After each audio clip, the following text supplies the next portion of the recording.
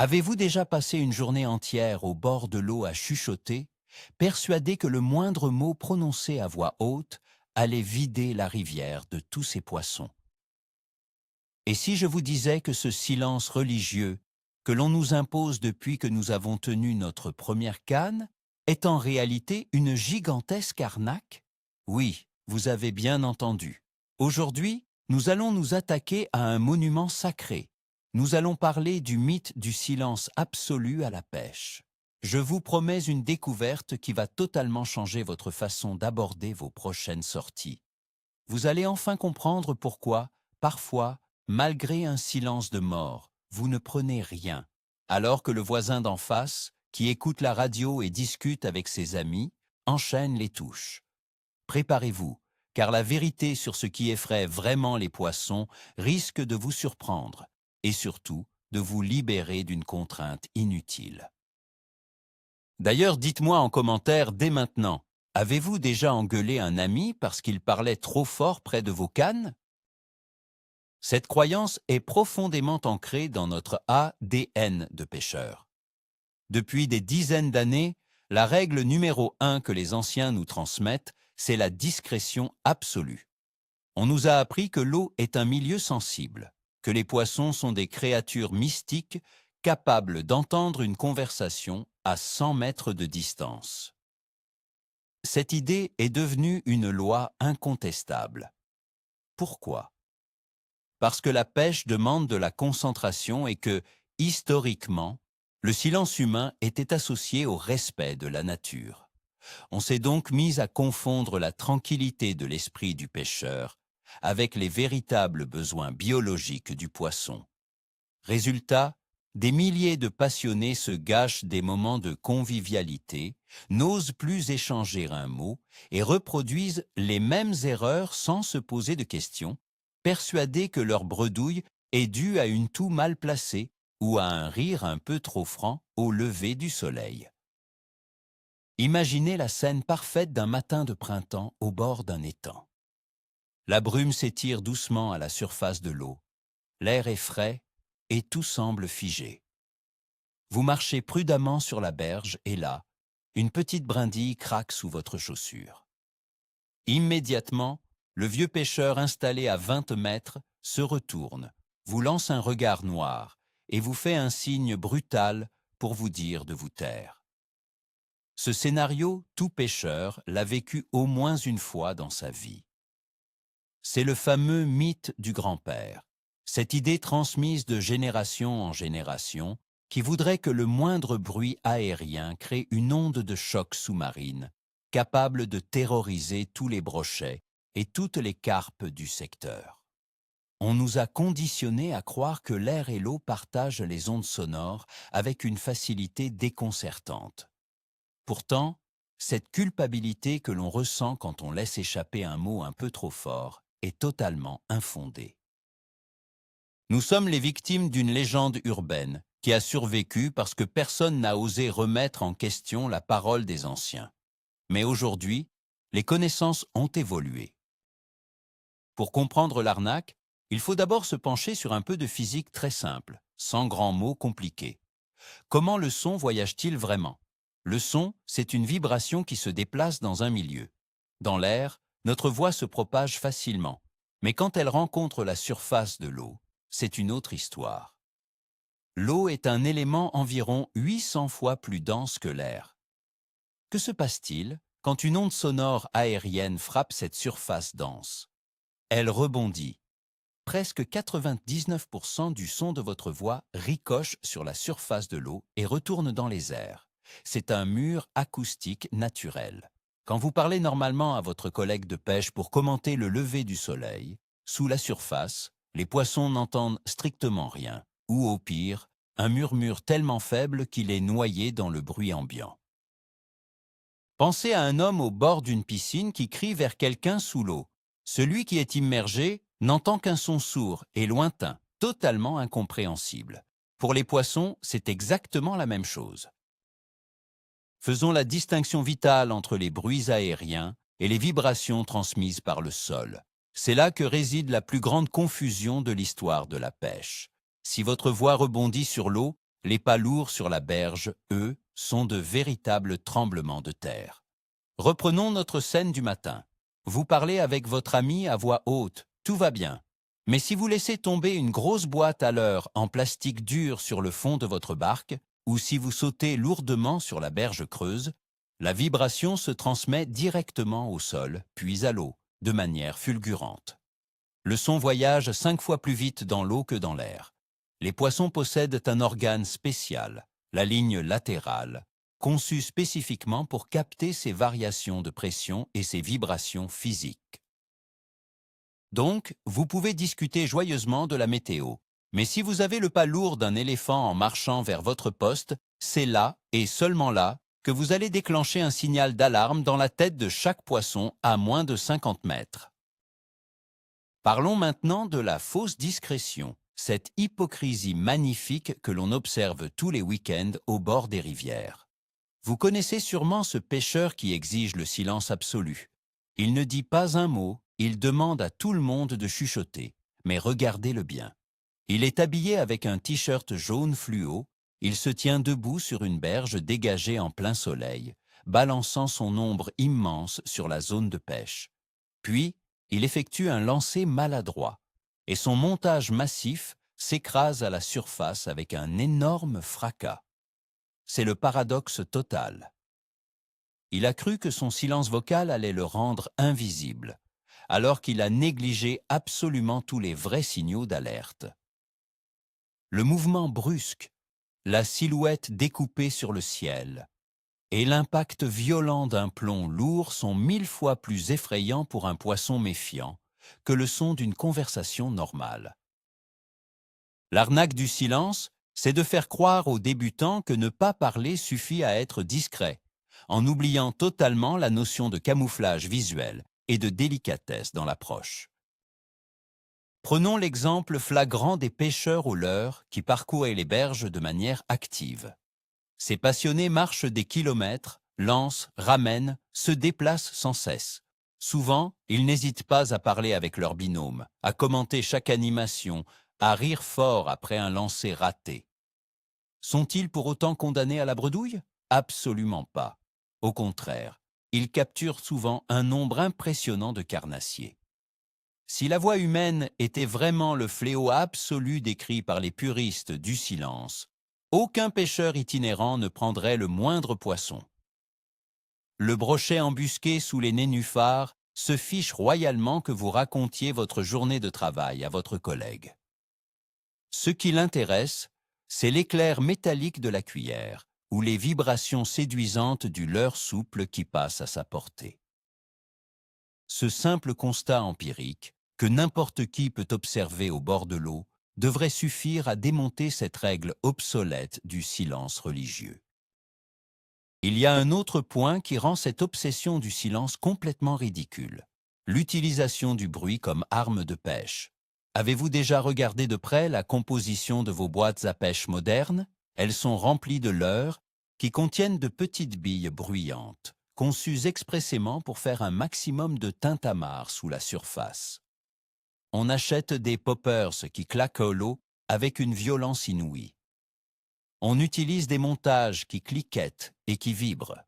Et pour les pêcheurs au cou ou à la carpe, pensez aux spods ou aux énormes boules d'amorce jetées à la main. Quand une boule d'amorce d'un demi-kilo percute la surface, le bruit résonne dans tous les temps. C'est une explosion sonore monumentale. Et pourtant, que se passe-t-il?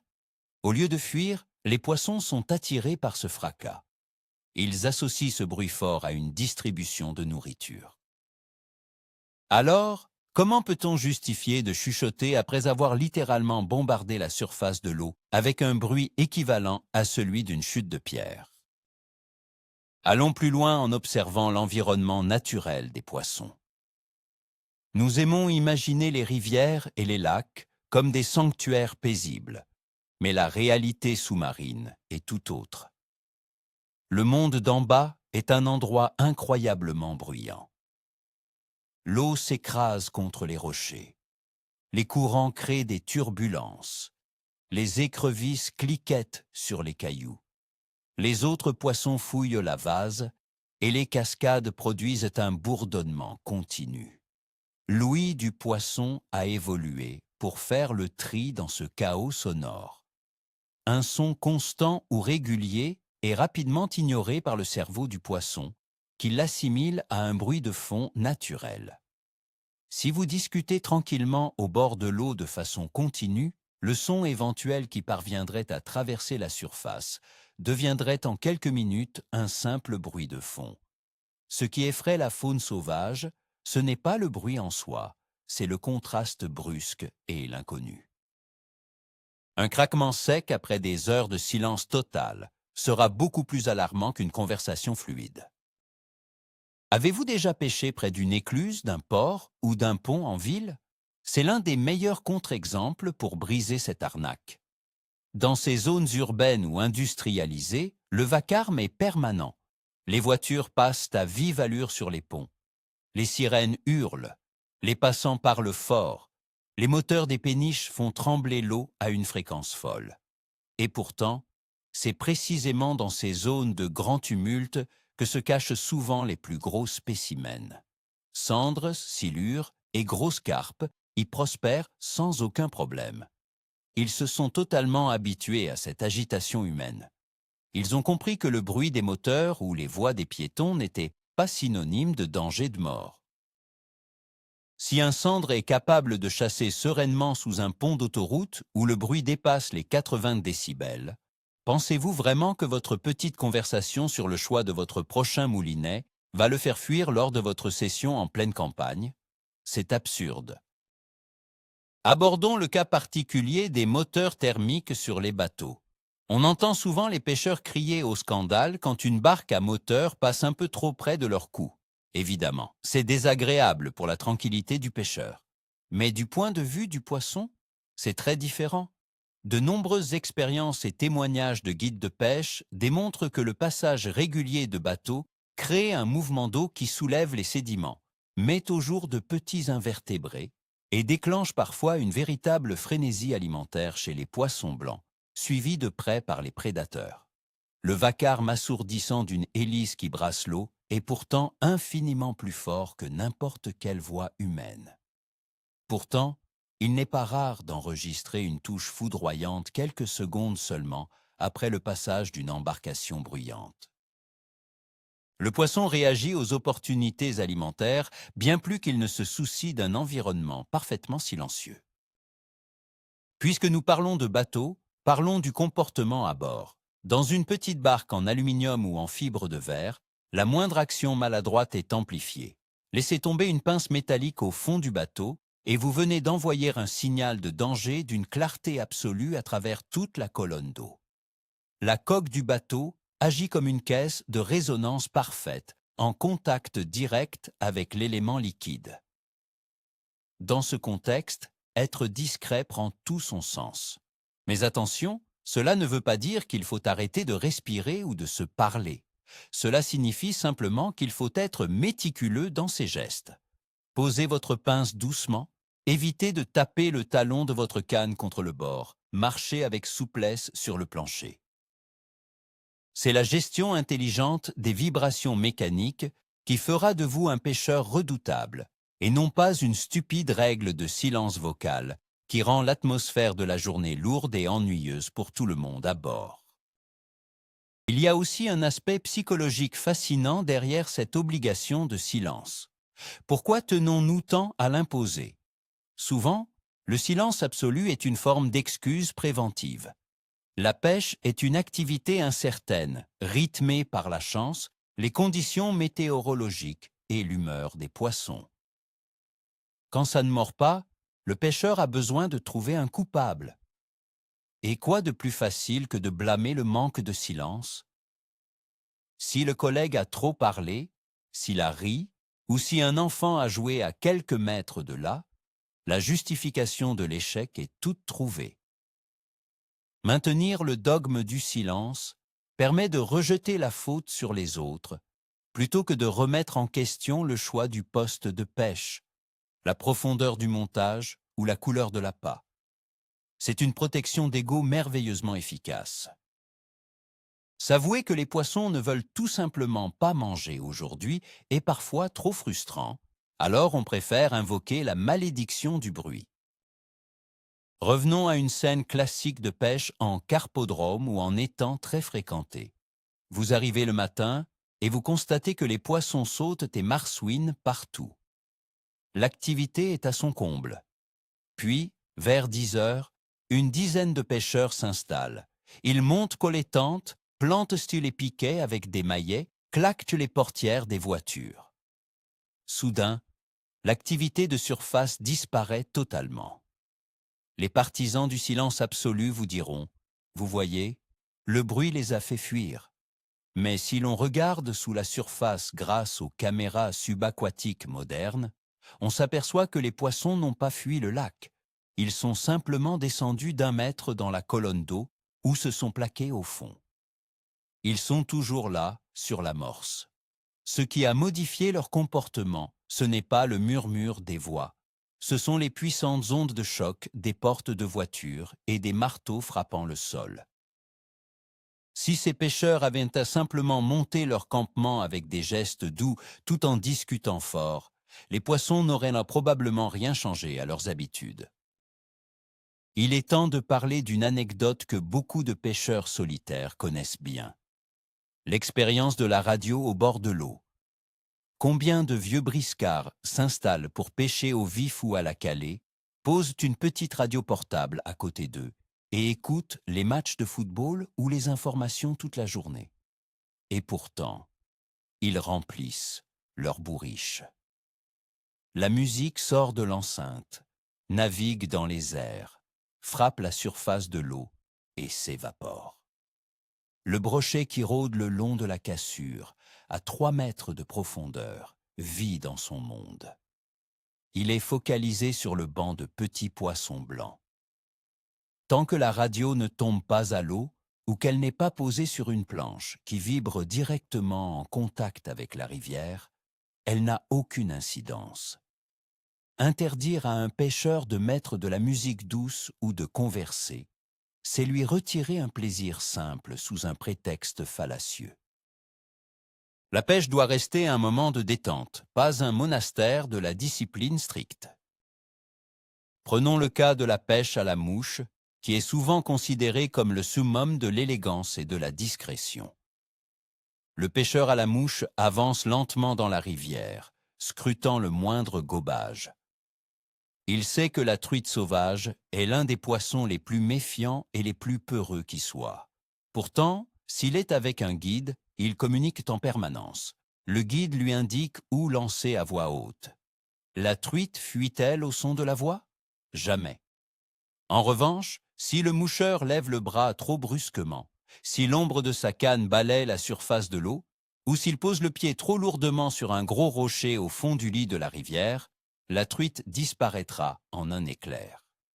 Cet exemple démontre une fois de plus que la vision et la détection des vibrations mécaniques sont les 2 seuls véritables systèmes d'alarme de ce prédateur. Se priver de parole n'est qu'une illusion de furtivité qui ne trompe absolument pas la vigilance du poisson. Avez-vous remarqué comment évolue le matériel de pêche ces dernières années? Les fabricants sortent des détecteurs de touches électroniques capables de réveiller un campement entier avec des sons stridents. Lorsque vous avez un départ à la carpe, l'alarme hurle, le moulinet crépite, le pêcheur se lève en trombe de son biouï, tout s'agite. Et pendant ce temps, les autres cannes posées juste à côté continuent de pêcher. Parfois même, une deuxième touche survient au beau milieu de ce chaos organisé. Si l'ouïe aérienne des poissons était aussi fine et intolérante que le prétend la légende, la simple sonnerie du premier détecteur ferait déserter le poste pour le reste de la journée. Or, c'est le contraire qui se produit. Le poisson ferré se débat, envoie des signaux de détresse dans l'eau, mais les autres membres du banc restent souvent à fouiller sur le coup amorcé, totalement insensibles au drame sonore qui se joue à la surface et sur la berge. Il faut aussi comprendre que les réactions varient selon les espèces, mais jamais en fonction de notre voix. Un chevesne posté sous des branches en surface sera effrayé par une feuille qui tombe au mauvais moment, car il scrute la surface visuellement à l'affût d'insectes. Si vous criez très fort à côté, il ne bougera pas. Mais si vous levez simplement la main pour montrer le poisson à votre ami, l'ombre furtive de votre geste le fera détaler. À l'inverse, un silure, qui possède des barbillons ultrasensibles, vit dans l'obscurité des fosses. Il ressentira le moindre pas lourd sur la berge à des dizaines de mètres. Adapter sa discrétion, c'est comprendre l'animal que l'on traque. Exiger le même silence vocal pour une pêche au fond, dans 10 mètres d'eau que pour une pêche à vue en surface, est une grave erreur d'analyse comportementale. L'intelligence du pêcheur réside dans l'adaptation, pas dans l'application aveugle de règles d'un autre temps. Pire encore, dans certains environnements, un silence soudain peut devenir suspect. Imaginez un étang avec un parc à côté. Des enfants crient au loin toute la journée. Le vent souffle dans les grands arbres, les oiseaux chantent fort. C'est le bruit de fond habituel de ce plan d'eau. Si soudainement, au crépuscule, tout s'arrête, et que vous-même vous vous figez comme une statue sans émettre un son, cette absence totale d'activité peut perturber l'environnement. La nature déteste les anomalies. Bien sûr, je ne vous dis pas de hurler pour rassurer les poissons, ce serait ridicule. Mais se comporter naturellement, parler d'une voix normale, bouger avec fluidité, s'intègre beaucoup mieux dans l'écosystème local qu'une posture de ninja crispé qui finit par faire une erreur grossière en relâchant sa tension.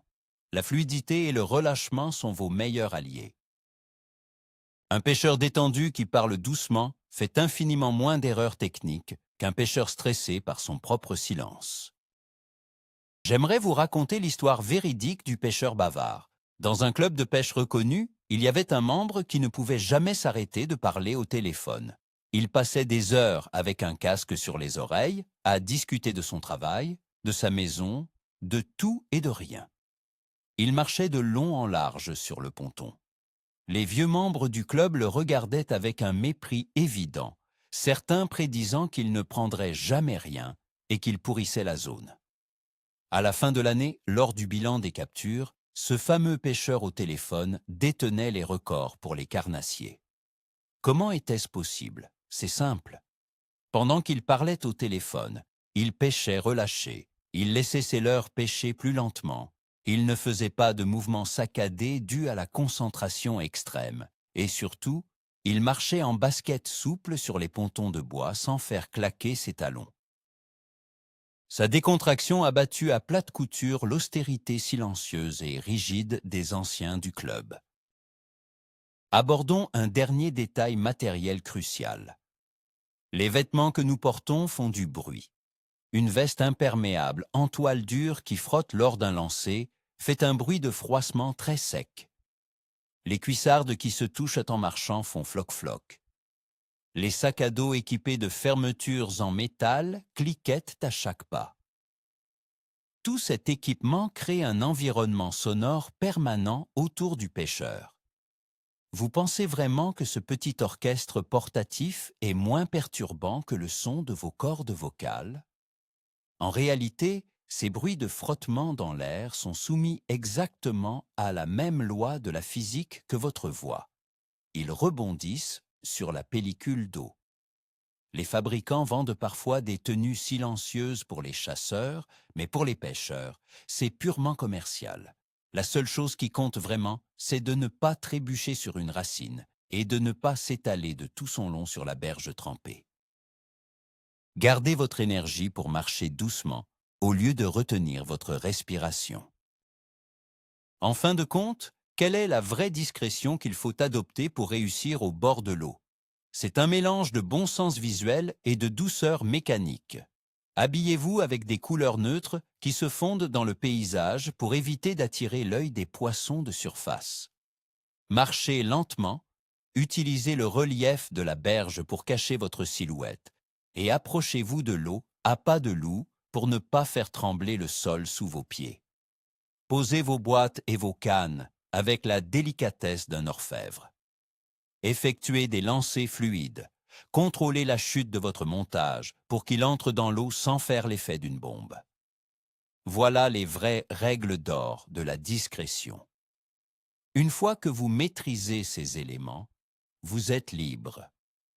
Libre de discuter, de rire, d'expliquer vos techniques à vos enfants et de profiter de la nature sans cette oppression absurde du silence monacal. La pêche est un partage, pas une punition. Pour résumer, l'idée que le silence absolu est indispensable pour attraper des poissons est bel et bien l'une des plus grandes arnaques de l'histoire de notre passion. Le son de notre voix ne traverse pratiquement pas la surface de l'eau. Le vrai danger, le véritable ennemi invisible, ce sont les vibrations intenses provoquées par nos pas lourds sur la berge et les chocs brutaux de notre matériel sur le sol ou dans les barques. Le moment le plus révélateur, c'est de comprendre que votre ombre et vos mouvements brusques effrayent de 1000 fois plus les brochets et les carpes que vos éclats de rire avec vos amis.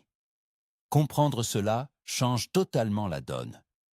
Cela signifie que vous pouvez enfin vous détendre au bord de l'eau, passer de bons moments conviviaux, sans avoir la peur constante de ruiner votre poste de pêche.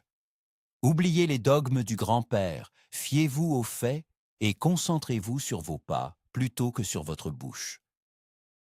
Merci d'avoir regardé cette vidéo et d'avoir gardé l'esprit ouvert. Si ce démontage de mythes vous a été utile, n'oubliez pas de vous abonner à la chaîne, de poser un énorme pouce bleu pour soutenir le travail et de partager cette vidéo au pêcheur le plus silencieux que vous connaissez. D'ailleurs, j'ai une question pour vous et j'attends vos réponses en commentaire. Quel est le truc le plus bruyant et inattendu qui vous est arrivé juste avant d'enregistrer une touche phénoménale?